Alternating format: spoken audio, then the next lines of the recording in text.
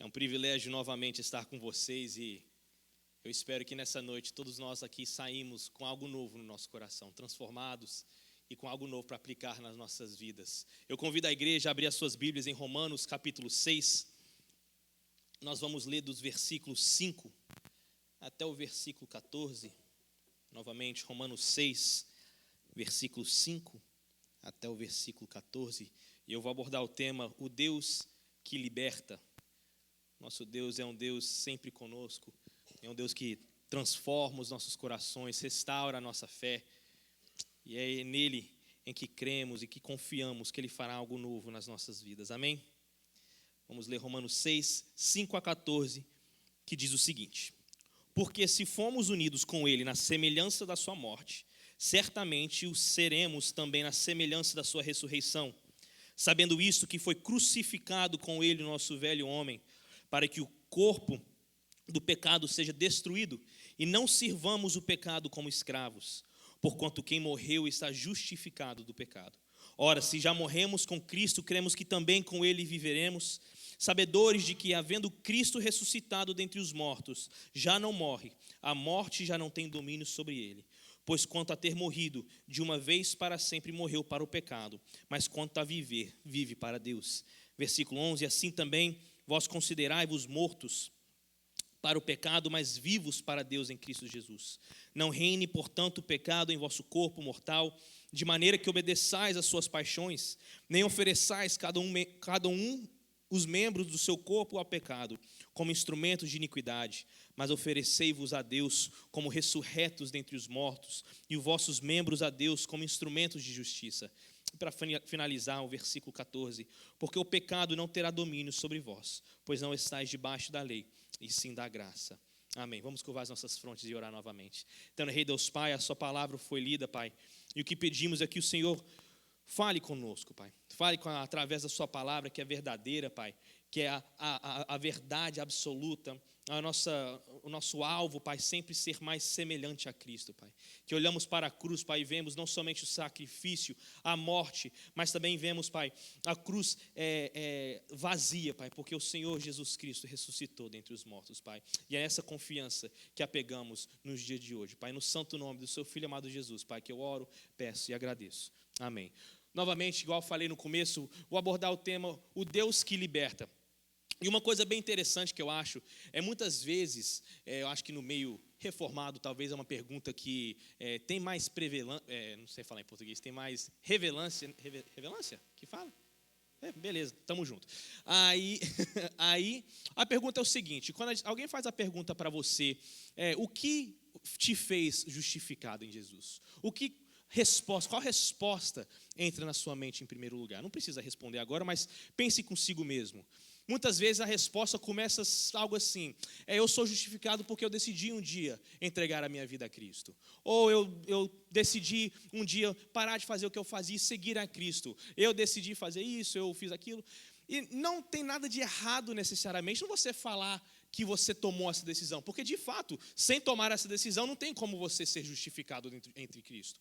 Mas uma coisa que a gente precisa lembrar, que não é a nossa decisão que nos leva a ser justificados, mas sim o sacrifício de Jesus. Quantas vezes a gente pensa nessas respostas e coloca a nossa decisão como centro da nossa salvação? Como se a gente tivesse esse poder, essa decisão própria para seguir a Cristo. Quando a Bíblia nos ensina completamente o contrário. Que o bem que nós queremos fazer, a gente jamais faz. Que aquele bem que você tanto deseja fazer, você meio que deixa de lado e segue a sua natureza pecaminosa. Segue a sua natureza que vai contra os princípios bíblicos. Muitas vezes começamos com essa resposta com colocando a ação em nossas mãos e não em Jesus Cristo. Como se a decisão de ser salvo, a gente vai chegar diante de Cristo e falar: eu estou aqui porque eu decidi te seguir. Mas não é isso que a Bíblia nos ensina. Porque não foi eu que morri. Não foi você que morreu pelos seus próprios pecados, nem ninguém de nós aqui que teremos a coragem de morrer um pelo outro, muito menos o poder para lavar os pecados um do outro. E se eu te falar aqui, fulano de tal, morre para aquela pessoa do seu lado, você nunca vai conhecer a pessoa de fato, você nunca vai saber os detalhes da vida, muitas vezes eles vão falar mal de você, muitas vezes não vão seguir os conselhos que você dá para essa pessoa, mas você está disposto a morrer para essa pessoa? certamente a nossa resposta vai ser não. E é mesmo assim que a gente faz com Jesus. Ele está aqui colocando a vida dele na cruz, ele está se colocando como um sacrifício vivo diante de nós, para que a gente foque na cruz e olhe que os nossos pecados foram lavados e limpos e perdoados, e mesmo assim a gente não tem desejo nenhum de abrir a Bíblia, de orar, de amar um ao outro. Quão difícil é você ver na igreja pessoas se abraçando, amando, se preocupando, se importando com a vida do próximo. Todo mundo nessa vida de individualismo, onde Cristo nos mostra, não seja assim. Ame ao próximo, ame aos seus inimigos. Você ama seu inimigo? Você tem esse amor pelas pessoas que te feriram nessa vida? Você tem esse amor tão profundo ao ponto de perdoar os pecados da próxima pessoa? Não, eu sei que você me machucou, mas eu te perdoo. E mesmo assim a gente abre a Bíblia, lê essas coisas e a gente está tão longe dessa verdade, tão longe dessas coisas que Cristo nos ensina a ser. O objetivo nessa noite, meus irmãos, é que precisamos entender que a justificação e a santificação vem através do sangue de Jesus e não das nossas próprias decisões. Não é eu nem você que irá chegar aos céus, aos portões dos céus e falar: eu estou aqui por mérito próprio. Eu estou aqui porque eu mereço estar aqui, porque eu tomei essa decisão tão importante na minha vida. É através de Cristo. Paulo escreve essa carta aos romanos para evangelizar a igreja em Roma, que tinha esse conflito entre teologia, entre as ideias que eles não entendiam muito bem, ou eles puxavam muito para um lado. Por exemplo, uma coisa que nós acreditamos, a gente conversa, é uma vez salvo, sempre salvo. Se você voltar os seus olhos nos primeiros versículos, capítulo 6, 1 a 4, diz o seguinte: que diremos, pois? Permaneceremos no pecado para que seja graça mais abundante? De modo nenhum. Como viveremos ainda no pecado, nós os que para ele morremos? Ou porventura ignorais que todos nós que fomos batizados em Cristo Jesus, fomos batizados na sua morte? Fomos, pois, sepultados com ele na morte pelo batismo, para que, como Cristo foi ressuscitado dentre os mortos, pela glória do Pai, assim também andemos nós em novidade de vida. Não é a graça de Cristo, somente a graça de Cristo, que nos permite a pecar constantemente, como se fosse um hábito na nossa vida. Hoje em dia tem algumas igrejas que ensinam isso, que mais que você peca, mais a graça de Cristo é revelada através da sua vida. Mas não é isso, não é a morte de Jesus, a graça de Jesus, não é algo para você, um passe para você pecar constantemente, viver no hábito do pecar, falar: não, eu estou pecando porque eu sei, Deus vai me perdoar. E se eu pequei 10 vezes, Deus vai me perdoar 10 vezes. Claro, Deus vai te perdoar, Deus já perdoou os nossos pecados. Mas se você de fato foi alguém que nasceu, que morreu para seguir a Cristo Jesus, o pecado não reina mais. O pecado não tem mais domínio sobre as nossas vidas. A mensagem central, através do capítulo 6 de Romanos, é: a graça não nos dá liberdade para viver como quisermos, devemos morrer para viver em Cristo. Não sei se você percebeu quantas vezes a palavra morte, morremos, morto, todas essas palavras que mostram que para você ser nascido de novo dentro de Cristo, através do sacrifício dele, você precisa morrer para os seus próprios desejos. Aqui em Lucas diz que você precisa carregar a sua cruz diariamente. Você ver aquilo que não agrada a Cristo dentro da sua vida e desfazer daquilo. Ponto número 1 que eu queria abordar com vocês é: Cristo precisou morrer para que nós possamos ser justificados. Versículos 5 e 7 diz o seguinte: porque se fomos unidos com ele na semelhança da sua morte, certamente o seremos também na semelhança da sua ressurreição. Sabendo isto, que foi crucificado como ele, o nosso velho homem, para que o corpo do pecado seja destruído, e não sirvamos o pecado como escravos, porquanto quem morreu está justificado do pecado. Aí está a sua resposta. Se alguém te perguntar como que você foi justificado, está aqui no versículo 7, está justificado do pecado, porquanto quem morreu está justificado, porque nós morremos junto com Cristo. A cruz do Calvário está vazia porque também ressuscitamos junto com Cristo. É Ele o nosso foco, é Ele quem precisamos enxergar. Falar: é por causa dEle, pelo qual eu vivo, pelo qual eu estou nessa terra, pelo qual um dia eu morrerei e um dia estarei na glória. Tudo que você faz nessa vida, tudo que está escrito nessas palavras sagradas, aponta de volta para Jesus. Nunca é eu, nunca vai ser você. Precisamos entender que a Bíblia, nós não somos os protagonistas da Bíblia. Cristo não fez tudo isso simplesmente por mim, por você. Ele fez para que a glória seja voltada a Ele. Que a glória que é devida a Ele seja retribuída a Ele. Que ao olhar para Ele, ao olhar para as nossas vidas, as pessoas ao nosso redor enxergam que Cristo habita nas nossas vidas. Que de fato somos filhos amados, que Jesus Cristo conhece os nossos nomes. Mas como que a gente está vivendo hoje em dia? Ah não, eu fiz essa oração, eu decidi seguir a Cristo lá em 2000. Eu estou salvo, não importa muito como eu vou viver, porque eu creio em Cristo Jesus. Amém, graças a Deus. Mas se você é alguém que foi ressuscitado junto com Cristo, a sua vida é diferente. Você não faz mais as coisas que você fazia antes. Você não tem as mesmas manias de antes, as mesmas práticas de antes. Você é alguém novo, alguém que respira um fôlego novo na sua vida. Alguém que de fato ama a Cristo, se ajoelha, se rende, se entrega aos pés de Cristo todos os dias. Não é algo que você faz uma vez para nunca mais lembrar. É para você lembrar dia após dia do sacrifício que Cristo tomou pelo meu e os seus pecados. União com a morte e a ressurreição de Cristo é o tema do versículo 5.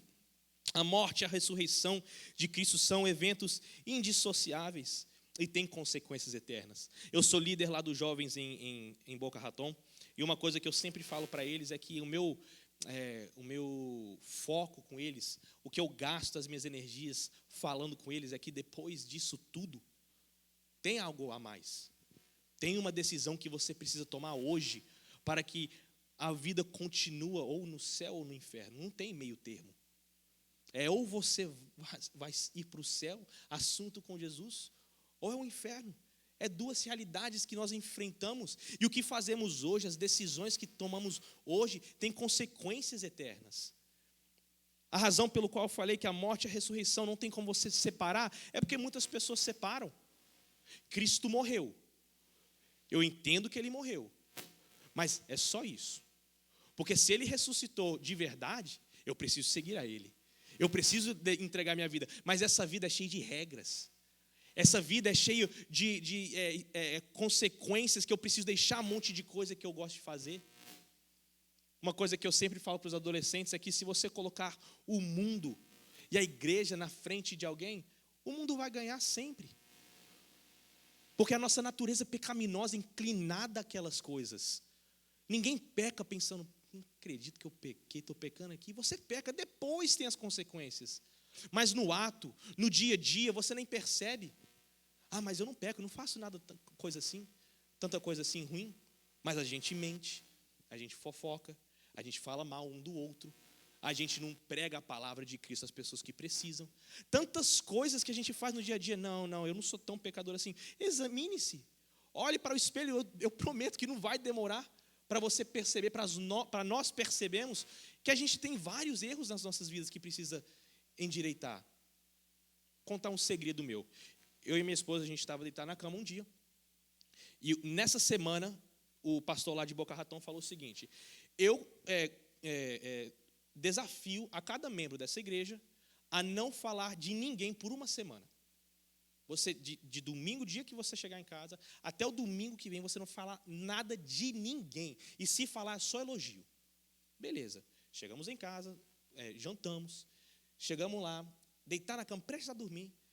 Ela falou assim: você ouviu? Falei: não quero saber, eu não vou falar, e por favor, não fale, que eu sou curioso. Ela falou assim: beleza então. Aí passou uns 30 segundos, eu falei: amor, conta que eu não estou aguentando. Ou seja, é difícil você entender que essas coisas é a nossa natureza, é aquilo que nos leva, e você sente um prazer quando fala da pessoa. Você sente aquele, nossa, eu sou melhor do que essa pessoa. Porque o meu problema não é tão ruim como aquela pessoa lá, não. Mas, meus irmãos, todos nós somos pecadores. Se a gente colocar os nossos problemas e os defeitos aqui na frente, todos nós ficaremos abismados.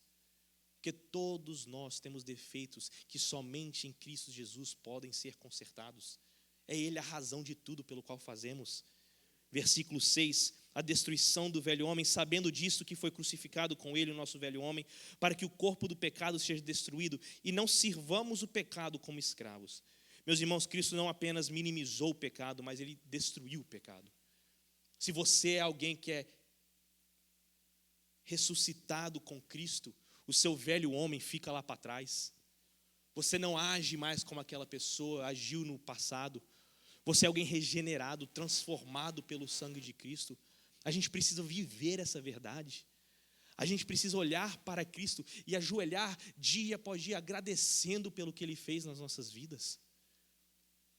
Porque se não fosse por Ele, não sei vocês, mas eu estaria lá no passado ainda, fazendo o que eu não devia, falando o que eu não devia, ouvindo, assistindo o que eu não devia, porque era o meu velho homem.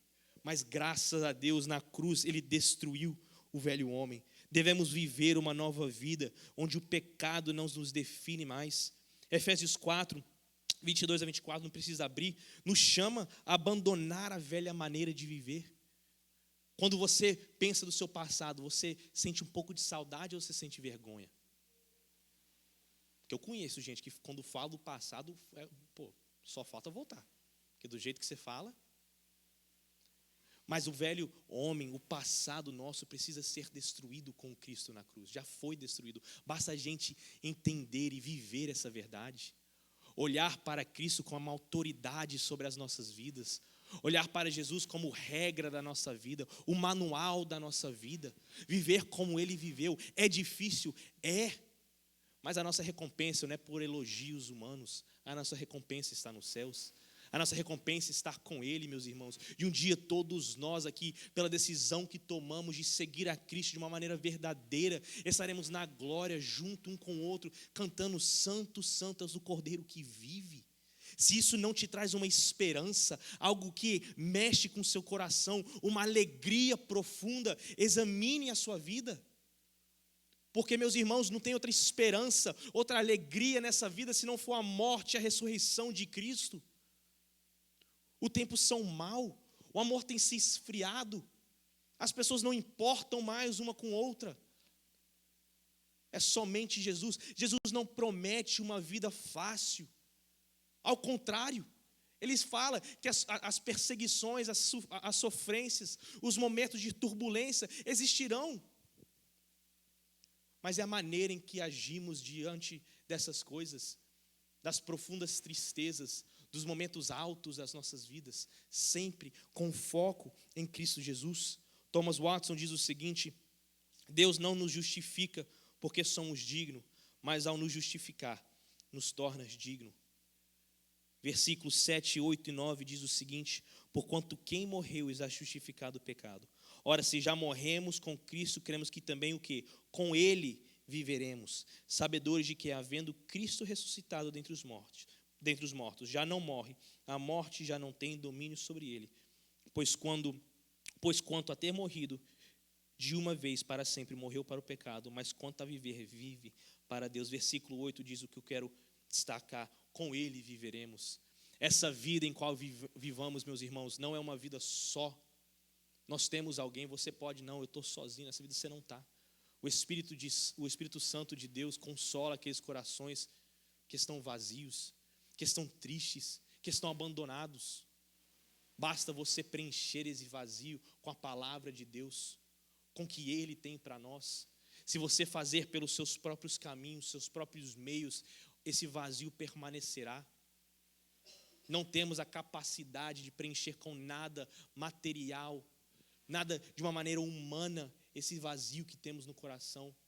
É somente Jesus Cristo, é só o poder dEle, o Espírito Santo que habita dentro de nós, é Ele que anda conosco, Ele que está no dia a dia, que ouve as nossas orações, que nos levanta enquanto caímos, que fala conosco quando precisamos de uma palavra. Basta você abrir essa Bíblia. Se essa Bíblia não tem nenhum domínio sobre você, se essas palavras não têm nenhum sentido para você, leia. Pede a Deus a falar contigo através da palavra dEle. Essa é a nossa regra. Se tudo que eu falo aqui não faz nada com a sua alma, não transforma o seu coração, Ore para Deus abrir os seus olhos. Que você tenha o desejo de ler dia após dia. Que você tenha esse desejo de orar não somente para você mesmo, mas para o próximo. Que você tenha esse desejo de abrir a Bíblia e não parar até que Deus fale contigo. Porque é isso que importa, é isso que nós temos nessa vida. É somente a palavra de Cristo. Ponto número 2, a morte de Cristo nos faz viver. Isso se encontra em versículos 11 e 12, que diz o seguinte: assim também vós considerai-vos mortos para o pecado, mas vivo para Deus em Cristo Jesus.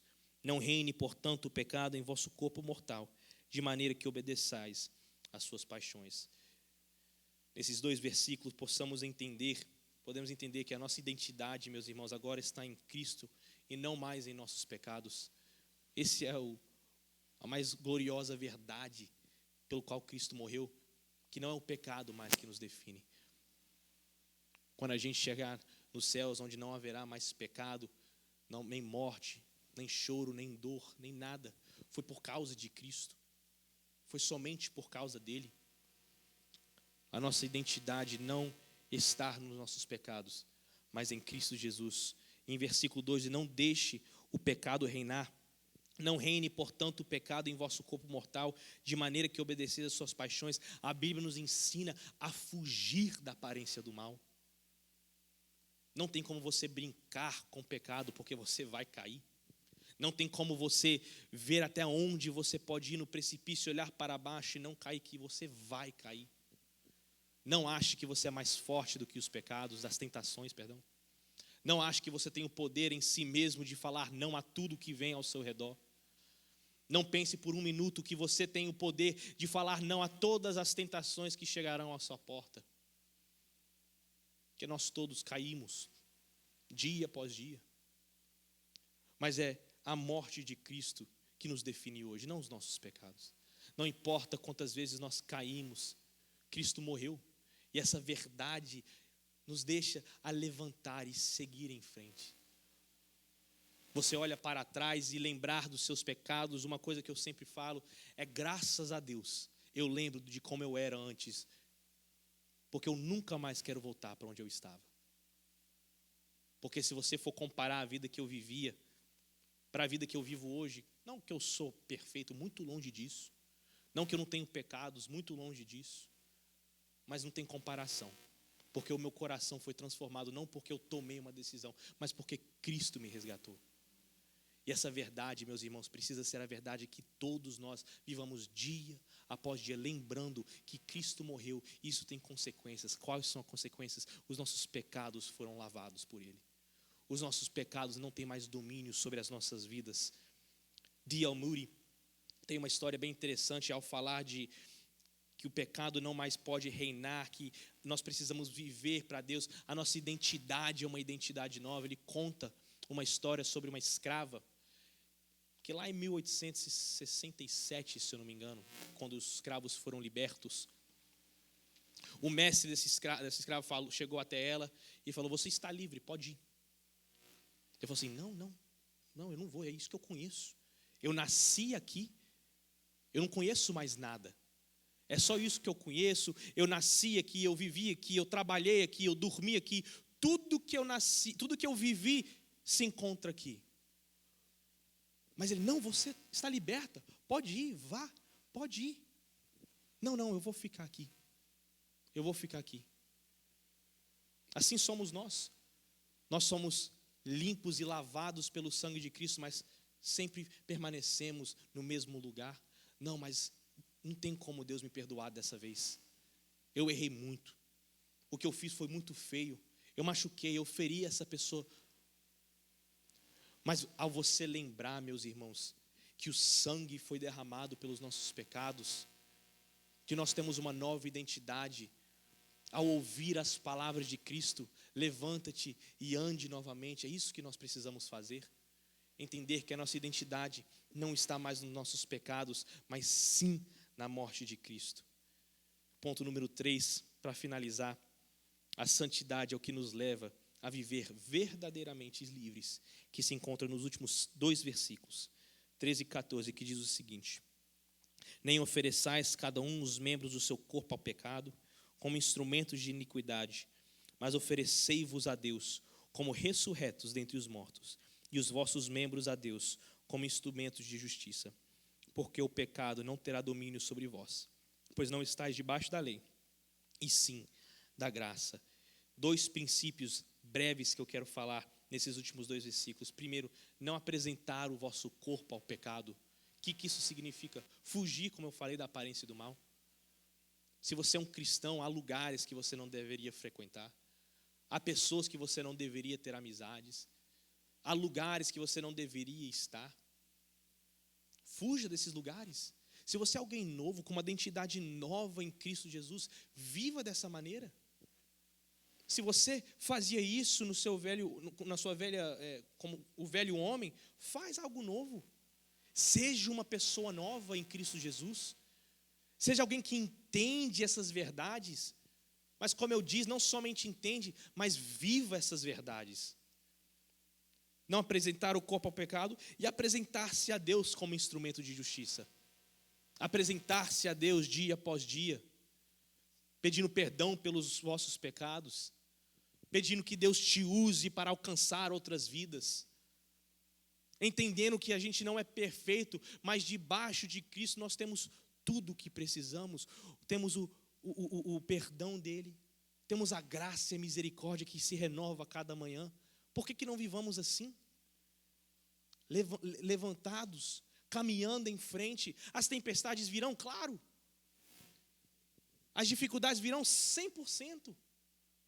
O choro virá, sem dúvida nenhuma. Mas é como agimos diante dessas coisas, entendendo que precisamos levantar e andar junto com Cristo. O pecado não reinará sobre vós, porque o pecado não terá domínio sobre vós, pois não estáis debaixo da lei, mas debaixo da graça. Nós não somos justificados pelas nossas próprias decisões, pelas próprias coisas que fazemos, o que eu deixo de fazer ou fazer. Nós somos justificados pela morte de Cristo. Nós somos justificados pelo que Ele fez. Se você sair daqui e lembrar de nada que eu disse, lembra disso, que Cristo morreu para que os nossos pecados fossem perdoados. Martinho Lutero diz o seguinte: ou o pecado está com você, sobre seus ombros, ou está sobre Cristo, o Cordeiro de Deus. Não tem outra maneira. Ou você carrega o peso do seu próprio pecado, da sua vergonha, da sua culpa por si mesmo, durante essa vida que você vive. E um parênteses, é pesado. Não é fácil, não é possível um ser humano carregar tudo isso sobre os seus ombros. Basta você lançar essas coisas diante de Cristo, o único que suportou essa vergonha, que suportou os nossos pecados e morreu, mas graças a Deus ressuscitou dentre os mortos. Viver sobre a graça, meus irmãos, na minha conclusão, é o caminho para a verdadeira liberdade. Para resumir, nosso desejo, meus irmãos, é sair livres daqui, vivendo sob a graça e não pecando. A ressurreição de Cristo nos oferece a oportunidade de viver uma vida nova.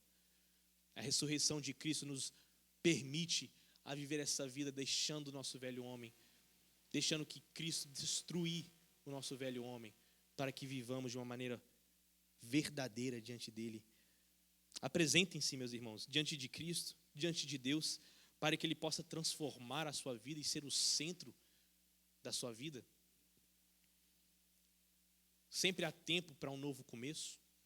Sempre há tempo para que Cristo transforme a sua vida e perdoa você dos seus pecados, até que não tenha mais.